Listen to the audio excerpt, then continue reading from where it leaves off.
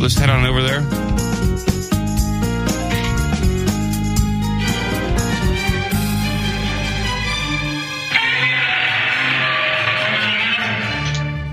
So, here we are, back with monsters, talking about them. Now, I guess in this installment, I was reading through the Inhumanoids book I have, and I discovered an interesting topic which led me into another book. But yay! So, the passage I found first interesting in the Inhumanoids was that the Delaware Indians named these giant Inhumanoids in their legends. They called them the Allegheny, which is where we derive the word Allegheny from, for the Allegheny River and the Allegheny Mountains.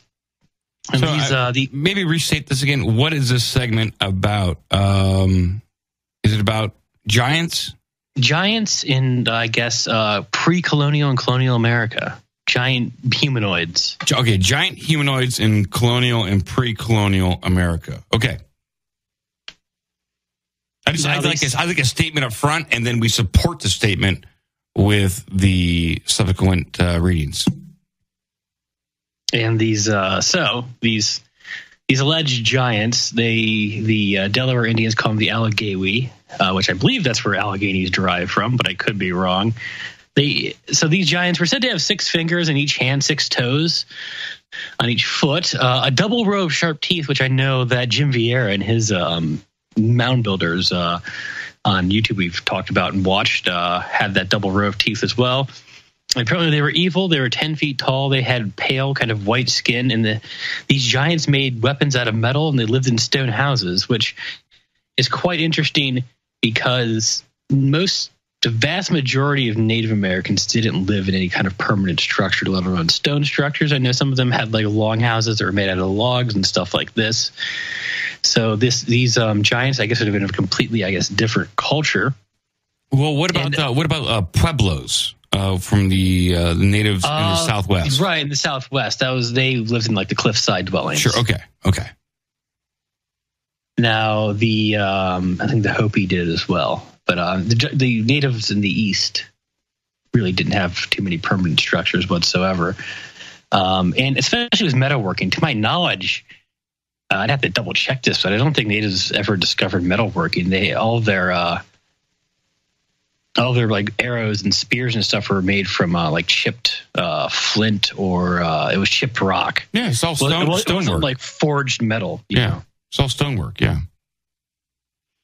So so through a series of war with the Delaware Indians, this warlike race of giants were eventually wiped out and by the migrations of the Delaware tribes.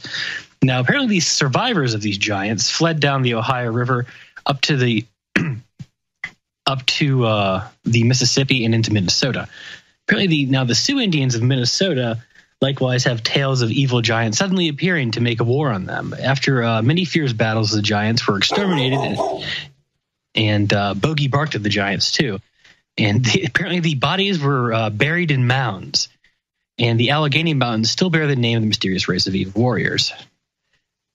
So, Bogey trying to keep the giants away. So that's where I found the interesting topic of these Native American legends of giants. So I was able to find this book based on those clues I saw in the Inhumanoids. It's called the Encyclopedia of Ancient Giants in North America. It's written by Fritz Zimmermann. Very German name. I'm assuming this guy's German. But this has cases from all over the United States.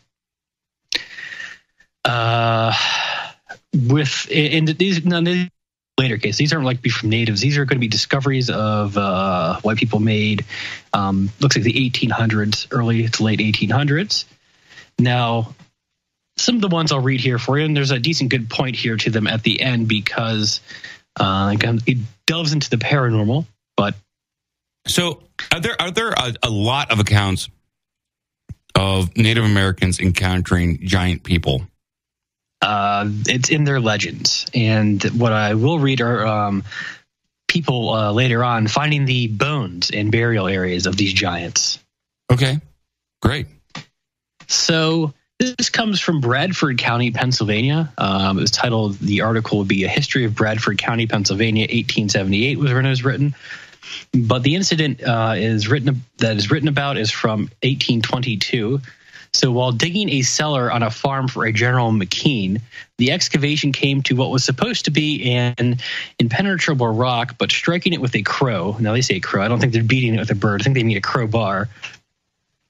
It gave forth a hollow sound. So what they thought was just a giant boulder. They were beating on it with a crowbar, and it gave a hollow sound indicating it was some kind of chamber. So the workers redoubled their efforts, and at last the stone broke and fell into a vault. And now, with visions of long-buried treasure filling through the workers' minds, they carefully removed the earth from the arch, speculating the while as to the probable extent of their new treasure trove and the amount of salvage the general would likely be able to claim from this. So on removing the cap, meaning the rock, they found not what they sought, but a sepulcher. A careful examination of the sarcophagus revealed it flagged at the bottom. It flagged at the bottom, the sides artistically built up, and a flat stone lay on top. The sarcophagus measured 9 feet in length, 2 feet 6 inches in width, and about 2 feet in depth. Inside of it was found a skeleton measuring, as it lay, 8 feet 2 inches in length. This measurement was made apparently by a Dr. Williams after the fact, after it had been discovered. The teeth were sound, but the bones were soft and easily broken. There were 2 of these sepulchres within the space of the cellar, one of which had pine growing over it and 3 feet in diameter. So that was an earlier find, but now what we find here going into mid-1800s, this was found in Monongahela in City, Pennsylvania, which is in Washington County, not too far, maybe 45 minutes to an hour south of me. So now this is the Jamestown Journal in April 1859. The title is 8-Foot Giant Humans Unearthed in Monongahela City.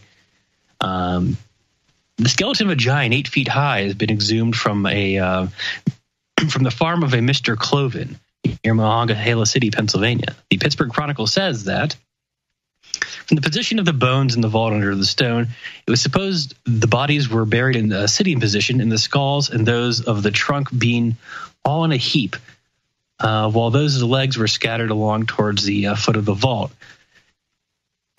At the foot, also many of these graves were found in various articles of ornament of exquisite workmanship, denoting a greater skill than usually belonged to the Indians, together with crockery, or I guess cookingware, and warlike implements. The graves in the vicinity number several hundred and go to show that the field was at one time an extensive burying ground. I guess they mean the field of the farm. Now, there was another account. This is the Lancaster Examiner from about a week earlier in March 1859, describing the same events. And this gives a specific part of the location, and they elaborate more on they found flint arrowheads there, stone axes, piles of mussel shells, and other traces of encampments of the Aborigines or the Native Americans. And the attention, apparently, from this Mr. Cloven who owned the farm was attested at last by noticing that that in one part of the field, his plow would glide over several feet of flat stones lying horizontally about 6 to 8 inches below the surface. He examined on them, and taking it up, found human bones of a vast size, some single pottery, small ornaments, like in the other story I mentioned, and they had been turned over to this Dr. Keyes of Bentleyville, and other anatomists took measurements upon it on the thigh bones and pronounced the skeleton to have belonged to a human being, presumably, who must have been at least 8 feet high. Now, that just goes into some more details on the tomb and whatever else they found there. It sounds pretty in depth, and it seems to be a lot of different accounts about these tall humanoids. Although they're calling them humans, just tall humans, but whatever. Have they done? Has there actually been a DNA test done, and are DNA tests accurate? I mean, I'll find out reading more into the book, but apparently the Smithsonian has been accused of covering it up. Yeah, I know. We should probably go into that a little bit more and actually do some additional research. But it's very good. We're gonna have to work on something, Clownbaby. You're clearing your throat a lot. What's going on? Are you having throat problems? My throat dries out when I read, so I mean, whatever. No, it's not whatever. We got to be very careful about this. Very careful. Do you have water next to you? Yep. Okay. Just took a sip. Okay. That's why I want you to take a sip because I mean it can be very detrimental to the podcast. I mean, if you got to clear your throat like that every now and again, that'll be fine. Although I do enjoy these giant stories. This is something that keeps cropping up over and over again. I have one last one that's more on the paranormal side. Okay. Go right ahead. And I believe, here we go. This is from 1920, December 2nd, from the Daily Journal. Strange apparitions frighten farmers. This takes place in Greensburg, Pennsylvania, where we're going to MUFON in November. So apparently, the famous mound builder mound in the South Huntington Township has suddenly taken on a life, and the 800-year-old taken on a life, and the 800-year-old, according to the best informed scientists, lay down to their eternal sleep, have just as suddenly started stalking out at nights. I guess I don't. I guess that's really written poorly. It's a weird sense. So essentially what they're saying is the burial mounds have taken on a life of their own and things are coming out at night is from what I deduced from that. Okay. I now that I can understand. So strong has become the belief that all is not well within the famous mound. They're referring to the burial mounds, I guess, around there, which is 300 feet long and about 12 feet high, that Dave Kelly, the high constable and custodian of the peace, in and about the Gratstown area, a mile from the mound, has been asked to investigate. First news of the stalking of the ghosts of the ancient mound builders. For that it is what the night prowlers are believed to become on Halloween night. Because of the night, little attention was paid to the frightened traveler who rushed breathlessly into Gratstown with his announcement. But when on Armistice Night, which I'm assuming is Armistice Night, must have been from the First World War, a man by the name of Cy Brown and a woman, Sue Smith, happened to be passing there and saw the same 8-foot apparition, but with a slightly smaller specimen alongside of it. So I guess they saw two ghosts. Cy simply stepped on the gas, apparently, for he owns an automobile, and made haste for the Armistice Hall. Made haste. I know this was written in 1920. Yeah. Cy admits he wasn't scared, but those who saw him start home with Sue that night claim he took the 5-mile detour to get home. The appearance of ghosts has caused some excitement, especially among young people. Some time ago, Dr. W.J. Holland and his assistant from Carnegie Museum of Pittsburgh invaded the quietness of Mound Builder's tomb and removed it from it. One of the 8-foot specimens. Whether this has angered the ancient denizens of the mound is in question. The populace hereabouts is unable to determine so far. Fuck, reading sucked back then. So essentially, these people that were out, gallivanting in their new automobiles saw two large ghosts near the burial mound. And people are speculating in the article that it was because some scientists from the Carnegie Museum come down and taking one of the bodies out of the mound. Well, is it possible that they weren't ghosts and they just perceived some kind of translucent or semi-transparent being? That too. I mean, we've talked about invisible creatures before. These people don't know exactly what they saw. They may have said, "Hey, it's an apparition. It's a ghost," but honestly, they don't know. We don't know. This is third, fourth hand account at this point. Read by me like almost 100 years later. Yeah. But, I mean, these eyewitness testimonies, I think that they're very intriguing. I do like them quite a bit. And when you have a scientist from Carnegie Mellon go down there and take these bones, that might upset the burial ground. And ancient Indian burial grounds have always been the fodder of horror movies and weird events going on. I do like it. What the plot of Poltergeist is based off of? Absolutely. Some people decided to build a house on an Indian burial ground. They got the land for cheap, so they had to do it. It was such a good real estate investment opportunity. They had to build on an Indian burial ground. Like Maybe we could make a Glengarry Glen Ross too, where they have to sell him land on ancient deep burial mounds. Put that coffee down. Coffee is for giants. So I when it comes to Native Americans and some more of the paranormal stuff, I've been casually putting stuff together. Here's a headline here: Native Americans have no fear of aliens. And I have just a couple things here I'll read when it pertains to Native Americans. Oh, the only thing I wanted to say is the book's very interesting, and I'm going to give it a good read this weekend so I can have like an outline and pick out the best shit rather than what I can find just kind of off on Tuesday night. Okay, well, that's an aside. You could have said that after it. Okay? I mean, yeah, I'm sure it's a good book, and you can give a full review once you get done reading it. Native Americans have no fear of aliens. The ancient world was in contact with a multitude of advanced extraterrestrials, as evidenced by the rich collection of stories detailing these interactions. Many cultures separated by thousands of years refer to narratives of flying objects and technology so advanced it could well have been viewed as magic. These stories are particularly strong within the mythos of the Native American tribes. My people tell of star people who came to us many generations ago. Richard Wallamas of the I'm trying to pronounce this, Clownbaby. Walbausimung First People writes, the star people brought spiritual teachings and stories and maps of the cosmos, and they offered them freely. They were kind, loving, and they set a great example. When they left, my people say there was a loneliness like no other.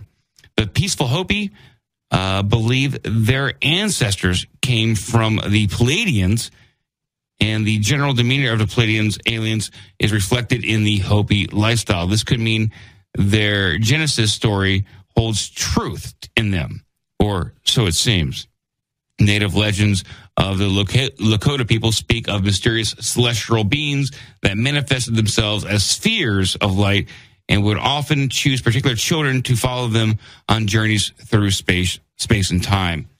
So you have Native Americans talking about space people. You have Native Americans in your stories talking about alien giant, or not aliens, but giants in general. But something we haven't gone into is the Nephilim and the Bible stories of the race of giants, David and Goliath. Correct, yeah. And that's something we definitely have to touch on. I have a book that I just that I've read casually about underground, almost hollow earth in nature, and where some of these weirder, stranger subhumanoids or troglodytes or giants come from. And maybe you and I can get together. As you read that book, I'll read my other one, and we might be able to put some stuff together when it comes to the Nephilim giants and the Native American giants. Well, I know the Inhumanoids part about giants, where I found the stuff about the Native American stuff. It starts off with stuff from the Bible about giants and the Nephilim, or Nephilim, however you say it. I'm not exactly sure. There's something there. The stone builders and those giant structures that were talked about in the TED Talk that has been taken down repeatedly. There's something to these giants. And for whatever reason, the Smithsonian and science doesn't want to recognize this part of human history. It's kind of perturbing. It's almost in the same way they write off authentic UFO sightings, or they'll write off authentic conspiracy theories about JFK or even chemtrails. Things that, there are some genuine questions. Or was there a second shooter, or are they really raining down barium particulates from the sky in order to manipulate the weather, or do some experiments with geoengineering? For whatever reason, they want to deny that stuff and questions, and the same way they want to deny any questions or about the true origin and history of humankind. I don't know. How new is this book that you got? When was it published? I know the the one specifically about the Encyclopedia of North American Giants or whatever, that was published in 2015. Okay, so it's fairly new. Okay, that's great. Now the Inhumanoids, let's see. Give me a date on here. I know this is first published 2011. So they're both pretty new. Now, when it comes to the Native Americans and alien encounters, I have much more on that subject that I think we'll be able to get to at a later date. I'm gonna shore up my sources on this, but I do have creatures of the underground, genetic experiments, Dulce base, all that kind of stuff, and I'm sure we'll be able to loop it all back around in some coming episodes. The Native Americans have some pretty goddamn interesting stories, and they should not be brushed aside in no way, shape, or form. All right, let's move on. You want to move on to some more headlines, Clownbaby? Yeah, it's fine. Okay, great. Let's go ahead and move on here, please. When news gets hot,